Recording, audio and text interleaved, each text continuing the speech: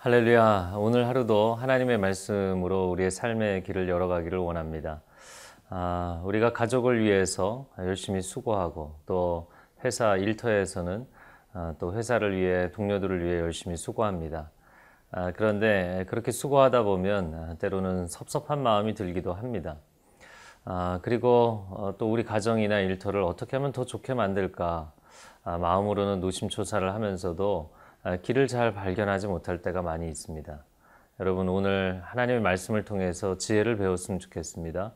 어떻게 하면 새로운 하나님의 은혜의 샘물이 터질 수 있는 마중물을 부을 것인가, 그 하나님의 방법, 하나님의 지혜를 따라가는 하루가 되기를 바랍니다.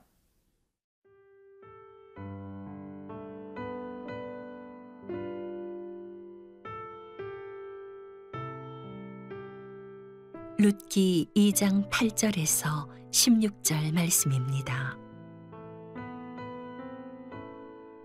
보아스가 룻에게 이르되 내 딸아 들으라.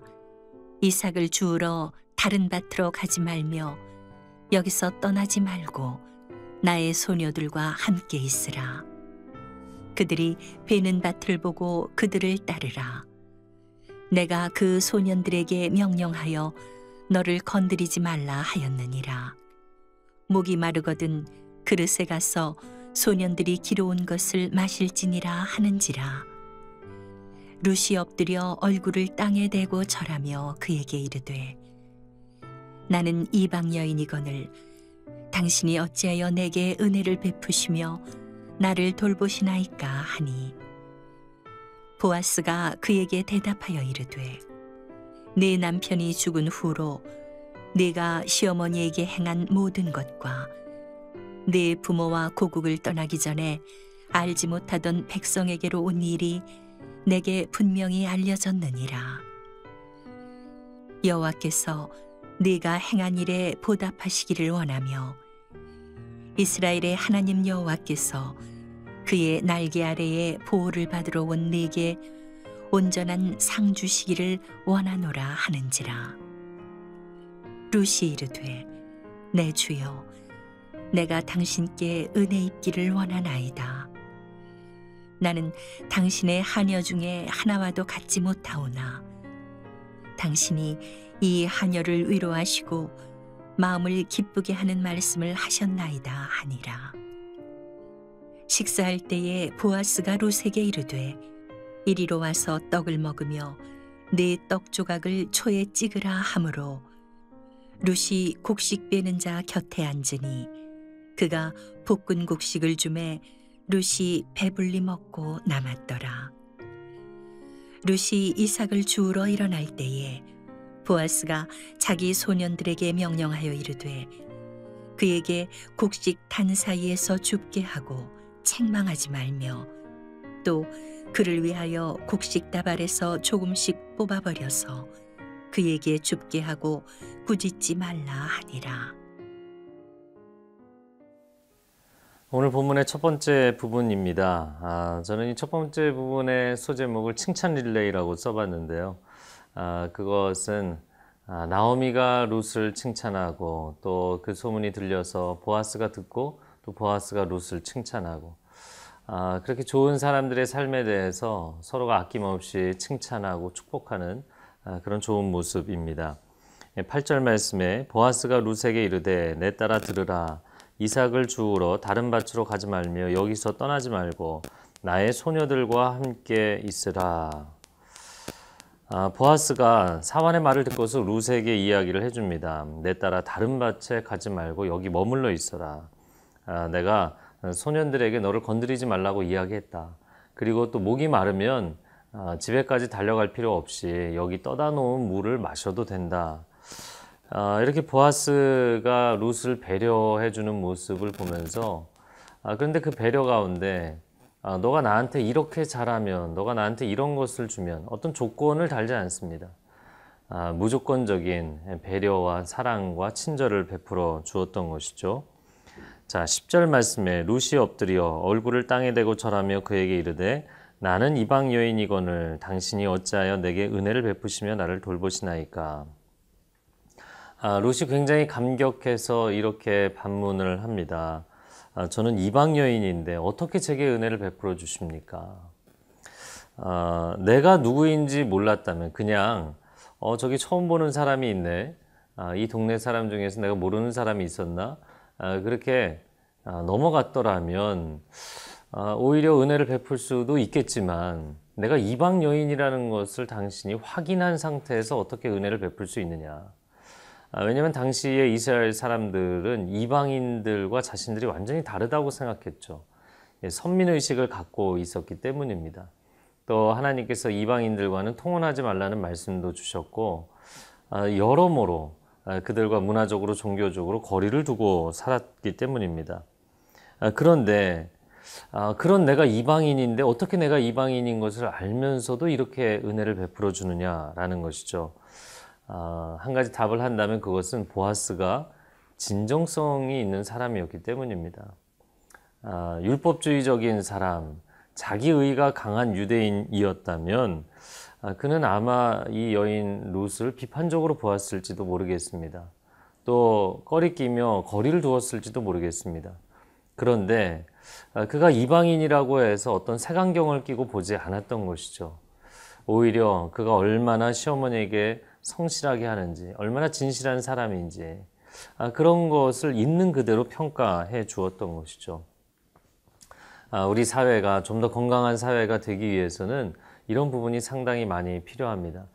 사람들을 어떤 사회가 갖고 있는 편견과 선입견으로 판단하는 것이 아니라 정말 그 사람의 있는 그대로의 모습, 성품과 실력, 그 사람의 열정을 있는 그대로 평가해 준다면 정말 많은 사람들이 하나님께서 주신 은사와 꿈을 펼칠 수 있는 그런 멋진 사회가 될 것이라고 생각이 됩니다.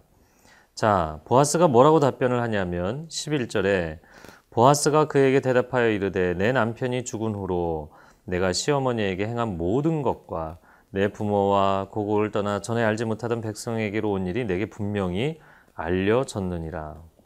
이게 무슨 얘기인가요? 너도 남편을 잃었기 때문에 슬픔 가운데 있을 터인데 자기 인생도 힘들고 버겁고 슬픈데 시어머니에게 며느리로서 분에 넘치는 효도를 하지 않았느냐. 롯의 감동적인 이야기를 그가 알고 있다는 얘기를 한 것입니다. 그러면 보아스가 이런 이야기를 어떻게 듣게 되었을까? 물론 소문으로 들었을 수도 있을 것입니다. 그러나 저는 시어머니 나오미가 집에 앉아서 무슨 일을 하겠어요? 주변에 만나는 이웃들에게 며느리 자랑을 하지 않았겠는가? 너무나 소중하고 너무나 좋은 며느리, 너무나 고마운 며느리에 대한 이야기들을 나눴겠죠. 그러다 보니까 칭찬 릴레이가 보아스의 귀에까지 들리게 된 것입니다. 여러분, 오늘 가정에서 또 일터에서 하루를 살아가면서 내가 굳이 이 정도까지 해야 되느냐? 나는 내 할 일만 하겠다. 여러분, 인생을 그렇게 살 수도 있습니다. 그러나 언제나 새로운 생명샘물이 터지는 그러한 사건은 헌신의 마중물이 있어야 가능해지는 것입니다. 내가 이렇게까지 해야 되나? 굳이 내가 회사에서, 굳이 내가 집에서, 그러나 그 한 걸음을 내디디고 그 한 번의 수고를 할 때 하나님이 여러분을 축복의 첫 시작점으로 마중물로 쓰시는 은혜가 있기를 바랍니다.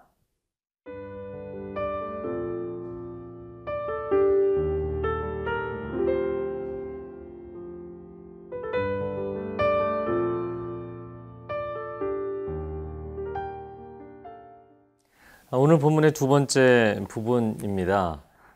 그것은 주고 또 주는 사랑에 대한 모습입니다. 12절 말씀에 여호와께서 내가 행한 일에 보답하시기를 원하며 이스라엘의 하나님 여호와께서 그의 날개 아래 보호를 받으러 온 내게 온전한 상 주시기를 원하노라 하는지라.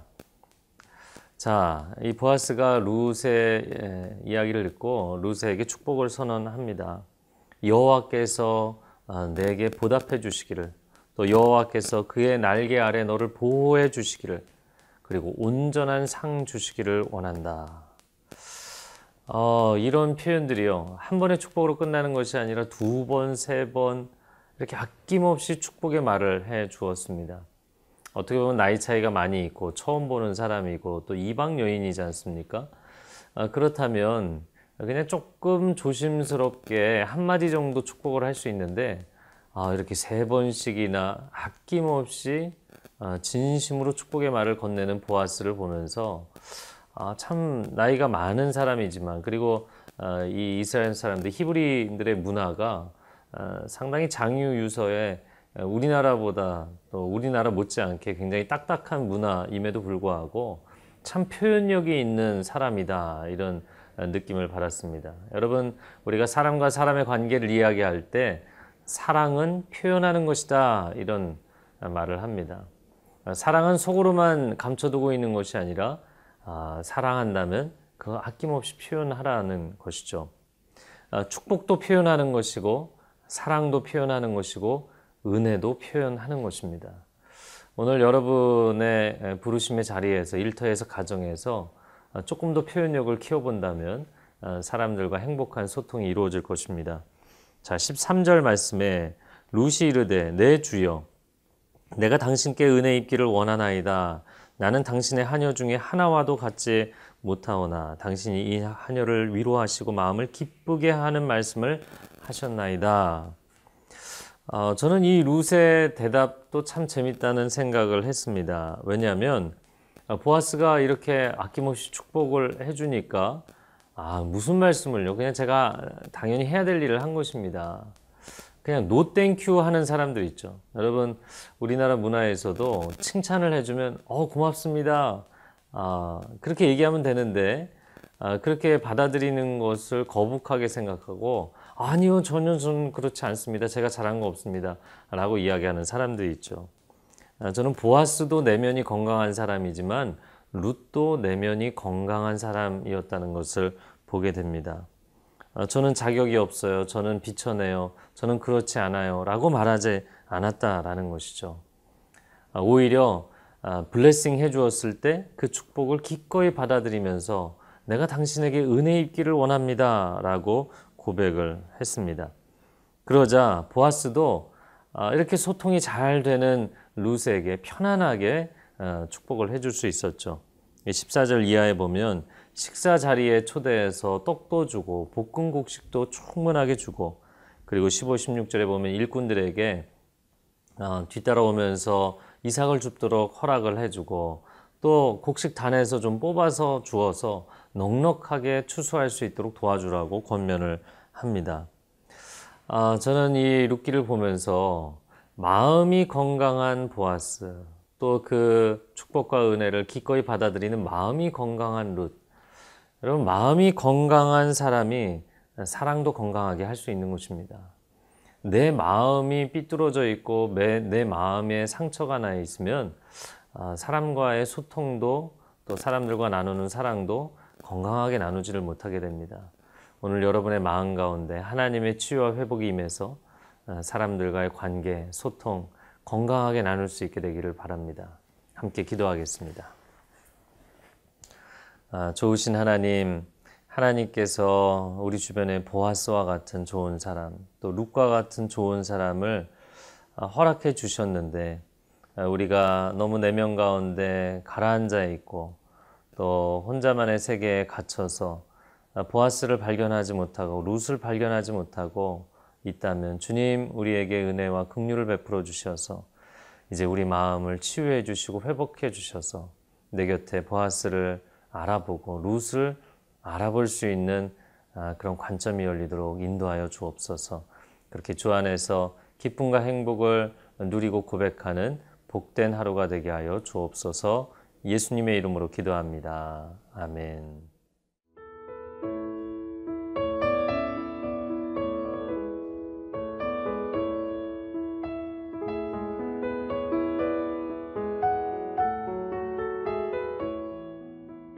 이 프로그램은 시청자 여러분의 소중한 후원으로 제작됩니다.